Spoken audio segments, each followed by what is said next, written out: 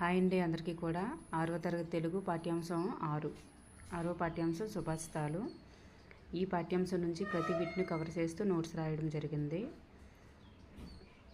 First bit సుభాషితాలు అనే పాఠ్యభాగం ఇతివృత్తం ఏమిటి? నైతిక విలువలు. సుభాషితాలు అనే పాఠ్యభాగం ఏ ప్రక్రియకు చెందినది? శతక పద్యాలు. సుభాషితాలు పాఠ్యభాగం ఉద్దేశం ఏమిటి? విద్యార్థుల్లో నైతిక విలువలను పెంపొందించడం, వారిని ఉత్తమ ఉపాధ్యాయులుగా తీర్చిదిద్దడం. కవి, కాలము, శతకము. చూసుకున్నట్లయితే ఏ కవి ఏ కాలంలో జన్మించారు, ఆయన రచించినటువంటి శతకం పేరేమిటి? చూసుకున్నట్లయితే నార్ల చిరంజీవి 20వ శతాబ్దం తెలుగు పూలు శతకము లేదా తెలుగు బిడ్డ శతకము. వేమన 17వ శతాబ్దం వేమన శతకము. కరుణశ్రీ 20వ శతాబ్దం తెలుగు బాల శతకము. పక్కి అప్పలనరసయ్య 17వ శతాబ్దం కుమారీ శతకము. బద్దెన 13వ శతాబ్దం సుమతి శతకము. పోతులూరి వీరబ్రహ్మం 17వ శతాబ్దం కాళికాంబ సప్తశతి. మారద వెంకయ్య 16వ శతాబ్దం భాస్కర శతకము. కంచర్ల గోపన్న 17వ శతాబ్దం దాశరథి శతకము. కష్టపెట్టబోకు కన్నతల్లి మనస్సు అనే పద్యం రాసినది ఎవరు? కరుణశ్రీ. తెలుగు బాల శతకము. కడిసిపోయినట్టి క్షణము తిరిగి రాదు అనే పద్యం రాసినది ఎవరు? నార్ల చిరంజీవి. తెలుగు బిడ్డ శతకము. భూమి నాది అన్న భూమి పక్కున నవ్వు అనే పద్యం రాసినది ఎవరు? వేమన శతకము. దొరలు దోచలేరు దొంగలెత్తుకుపోరు అనే పద్యం రాసినది ఎవరు? తెలుగు బాల శతకము. కరుణశ్రీ. మాటకు ప్రాణము సత్యము అనే పద్యం రాసినది ఎవరు? సుమతి శతకం. బద్దెన. రోషావేశము జనులకు దోషము అనే పద్యం రాసినది ఎవరు? పక్కి అప్పలనరసయ్య. కుమార శతకము. మరవవలె గీడు నెన్నడు అనే పద్యం రాసినది ఎవరు అంటే పక్కి అప్పలనరసయ్య. కుమారీ శతకము లేదా కుమార శతకము. మాతృపూజ అంటే పక్కి అప్పలనరసయ్యనే పక్కి అప్పల నరసింహం అని కూడా అంటారు.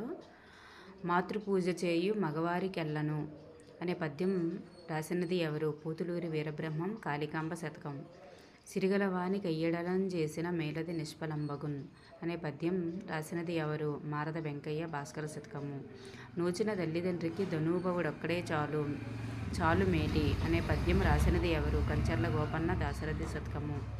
శతకము అనగా 100 పద్యాల రచన. శతక పద్యాల చివర ఉండేది ఏమిటి? మొకుటము. ముక్తకాలు అనగానేమి? శతక పద్యాల చివర ఉండే వాటిని ముక్తకాలు అంటారు. ముక్తకం అంటే ఏ పద్యానికి ఆ పద్యం స్వతంత్ర భావం కలిగి ఉంటుంది. పద్యాల చివర మొకుటం ఉండడం వలన శతక కవి పద్యాలన్నింటినీ ఒకే ఛందస్సులో రాయవలసి ఉంటుంది. కాలం వృధా చేయకుండా కాలం విలువ తెలుసుకొని చదువుకోవాలి అని అన్నది ఎవరు? నార్ల చిరంజీవి. తెలుగు బిడ్డ శతకము. భూమి నాది అనే అహంకారము, ధనము నాది అనే మమకారం, యుద్ధం అంటే భయం అనేవి ఉండకూడదు అని చెప్పినది ఎవరు? వేమన. విద్యా ధనమే ప్రపంచ అభివృద్ధికి మూలం అని అన్నది ఎవరు? కరుణశ్రీ. తెలుగు బాల శతకము. రోషావేశాలు మనుషులకు పాపాన్ని అంటుగడతాయి, ఇవే దుఃఖానికి మూలము. రోషావేశాలను విడిచిపెట్టాలి అని అన్నది ఎవరు? కుమార శతకంలో పక్కి అప్పలనరసింహం.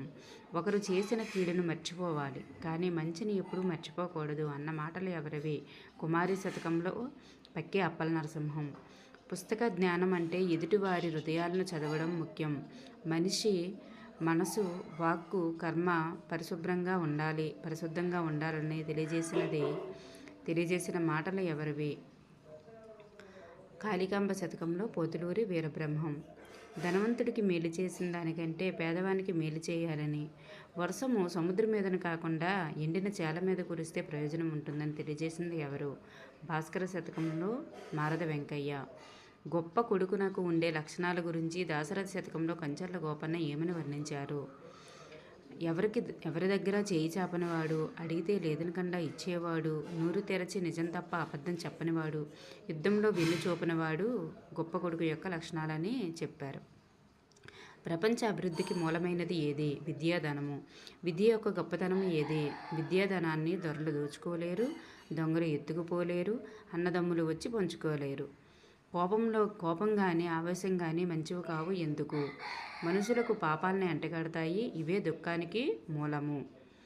కాలం చాలా విలువైనది ఎందువల్ల? జరిగిపోయిన కాలం మళ్ళీ వెనకకి రాదు కాబట్టి. ప్రకృతి వికృతులు చూసుకున్నైతే సిరి, దీపము దివ్వె, రోషము రోషం. చమత్కార పద్యం ఒకటి ఇచ్చారండి మనకి. హరికుమారుడై ఎప్పెడు నాతడు హరిహరికి అనే చమత్కార పద్యం అనేది ఇవ్వడం జరిగింది. ఈ పద్యము చమత్కార పద్యం. హరి యొక్క నానార్థాలను కూడా ఇచ్చారు. కోతి, సూర్యుడు, సింహము, చంద్రుడు. ఎందుకు అలా ఇచ్చారంటే ఒక్క హరి యొక్క పదాన్ని ఎన్ని దగ్గరలో ఉపయోగించారో, ఎన్ని రూపాల్లో ఉపయోగించారో అనే దానికి ఇచ్చారు. సూర్యుని యొక్క కొడుకు సుగ్రీవుడు, హరి కుడికన్ను సూర్యుడు, సింహము తలలో ఒప్పువాడు శ్రీహరి, శ్రీహరికి ఎడమ కన్ను చంద్రుడు.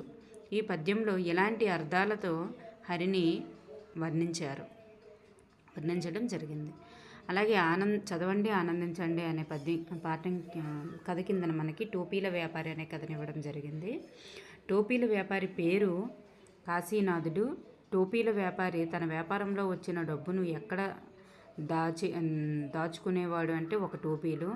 ఈ టోపీల వ్యాపారి ఏ వీధిలో ఎక్కడ ఏ రోజున తన దుకాణాన్ని పెట్టుకున్నాడు అంటే పూరి జగన్నాథుని రథమహోత్సవం నాడు రథము లాగబడే వీధిలో.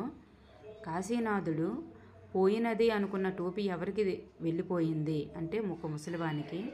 ఈ కథ యొక్క నీతి ఏమిటి అంటే నిజాయితీగా బతికే వారికి దేవుడు ఎప్పుడూ మోసం చేయడు.